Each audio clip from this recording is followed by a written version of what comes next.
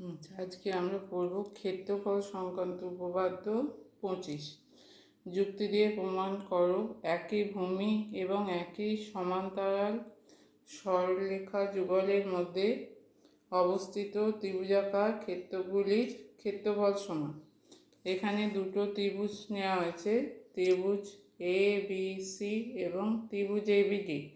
এদের ভূমি হচ্ছে এবি, দুটো ত্রিভুজেরই ভূমি এবি এবং দুটো ত্রিভুজ একই সমান্তরাল এবি এবং সিডির মধ্যে অবস্থিত। তার মানে এবির সঙ্গে সিডিটা সমান্তরাল সরলরেখা, এদের মধ্যে অবস্থিত। তাহলে দেখাতে হবে এই দুটো ত্রিভুজের ক্ষেত্রফল সমান। তাহলে অতএব কী দেওয়া আছে, ত্রিভুজ এবিসি এবিডি একই ভূমি এবি এবং একই সমান্তরাল সরলরেখা যুগল এবি ও ডিসির মধ্যে অবস্থিত। প্রমাণ করতে হবে ত্রিভুজ এবিসি সমান ত্রিভুজ এবিডি।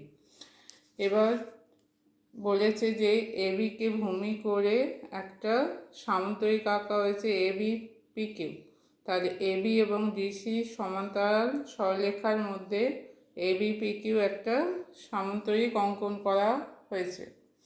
আচ্ছা, এবার ত্রিভুজের ক্ষেত্রফল, ত্রিভুজ এবিসির ক্ষেত্রফল এবং সামন্তরিকের ক্ষেত্রফল, এদের কি হবে? আগের উপপাদ্য ত্রিভুজের ক্ষেত্রফল সামন্তরিক ক্ষেত্রফলের অর্ধেক হয়।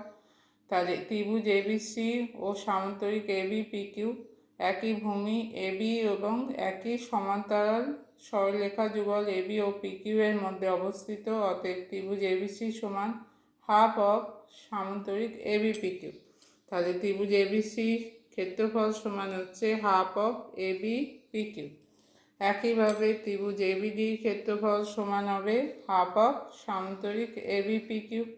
তাহলে দেখা যাচ্ছে যে দুটো ত্রিভুজের ক্ষেত্রফল সামন্তরিক ক্ষেত্রফলে একই সামন্তরিকের ক্ষেত্রফলের অর্ধেক হচ্ছে। অতএব ত্রিভুজ দুটোর ক্ষেত্রফল সমান হবে। অতএব ত্রিভুজ এবিসির ক্ষেত্রফল সমান হচ্ছে ত্রিভুজ এবিডির ক্ষেত্রফল।